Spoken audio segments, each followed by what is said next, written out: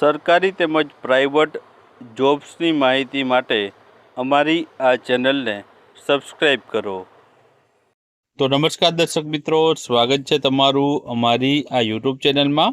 તો મિત્રો, વડોદરા મહાનગરપાલિકામાં છે, આરોગ્ય વિભાગમાં છે, નવી ભરતીની જાહેરાત બહાર પડી છે. આ ભરતી મિત્રો છે ફિલ્ડ વર્કર માટેની, પુરુષ ઉમેદવારો માટેની જે છે ભરતી રહેલી છે, જેમાં 448 જેટલી જગ્યાઓ પર છે ભરતીની જાહેરાત છે તે બહાર પડી છે. તો આ વિડીયોમાં મિત્રો છે આ ભરતી વિશેની સંપૂર્ણ માહિતી જોવાના છે.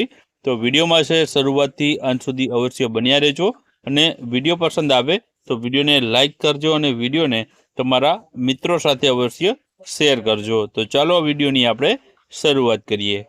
તો મિત્રો, અહીં તમે જોઈ શકો છો, વડોદરા મહાનગરપાલિકા દ્વારા છે ઓફિશિયલ નોટિફિકેશન આરોગ્ય વિભાગની ભરતી માટેનું જાહેર કર્યું છે, જેમાં 11 માસના કરાર આધારિત ભરતીની જાહેરાત બહાર પડી છે.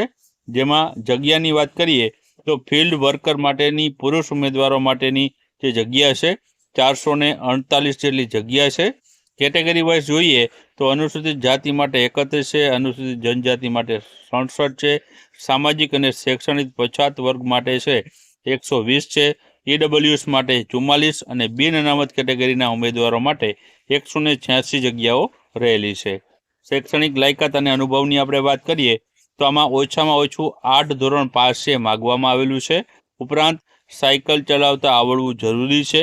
ઉપરાંત આરોગ્યલક્ષી કામગીરીના અનુભવ ધરાવતા ઉમેદવારને છે આમાં એ પ્રાધાન્ય એટલે કે પહેલાં પસંદ કરવામાં આવશે. અને વડોદરા શહેરના ઉમેદવારને છે પ્રથમ પ્રાધાન્ય આપવામાં આવશે, એટલે કે વડોદરા શહેરમાં રહેતા હોય તેને છે પહેલી પસંદગી કરવામાં આવશે. માસિક મહેનતાણાની આપણે વાત કરીએ તો માસિક મહેનતાણું છે 15,698, એટલે કે 15,000 પ્લસ પગાર ધોરણ છે તમને આમાં જોવા મળવાનો છે. ઉંમરની વાત કરીએ તો જાહેરાતની તારીખથી 18 વર્ષથી ઓછી નહીં અને 45 વર્ષથી વધુ ઉંમર હોવી જોઈએ નહીં. ઉપરાંત વડોદરા મહાનગરપાલિકાના વિભાગમાં, આરોગ્ય વિભાગમાં અગાઉ ક્ષેત્રીય ફરજ બજાવેલા ઉમેદવાર માટે જાહેરાતની તારીખ 59 વર્ષ સુધી વધુ ન હોવી જોઈએ. નિમણૂકની વાત કરીએ આપણે તો 11 માસના કરાર આધારિત આ ભરતી રહેલી છે.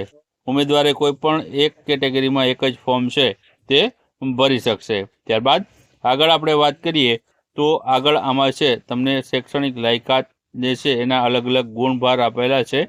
8 પાસ માટે 5 ગુણ છે, 9 પાસ માટે 10 ગુણ, તે પ્રમાણે અલગ અલગ છે.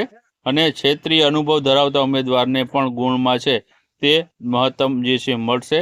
ક્ષેત્રીય અનુભવમાં 1 થી 2 વર્ષનો હોય તેને 10 વર્ષની જે છે 10 ગુણ મળશે. અહીં તમે જોઈ શકો છો મહત્તમ જે છે તે શૈક્ષણિક લાયકાતમાં 50 મહત્તમ ગુણ મળી શકે છે, અને જે છે અનુભવમાં 40 ગુણ મહત્તમ મેળવી શકે છે. સ્થાનિક રહેવાસીને છે 10 ગુણ મહત્તમ મળી શકે છે, અને આરોગ્ય વિભાગમાં કામગીરીના અનુભવીને છે 20 ગુણ મહત્તમ મેળવી શકે છે. આમ 150 ગુણ ટોટલ મહત્તમ મેળવી શકે છે. હવે પસંદગી પામેલ ઉમેદવારે છે ફરજિયાત પોતાની સાયકલ લઈને ફરજ બજાવવાની રહેશે. ગુણ પદ્ધતિ અનુસાર ઉમેદવાર જો ધોરણ 10 કે 12 કે જેઓ 10 પછી કોઈ ડિપ્લોમા કોર્સ કરેલો હશે તો તેને ધોરણ 12 સમક્ષ ગણવામાં આવશે.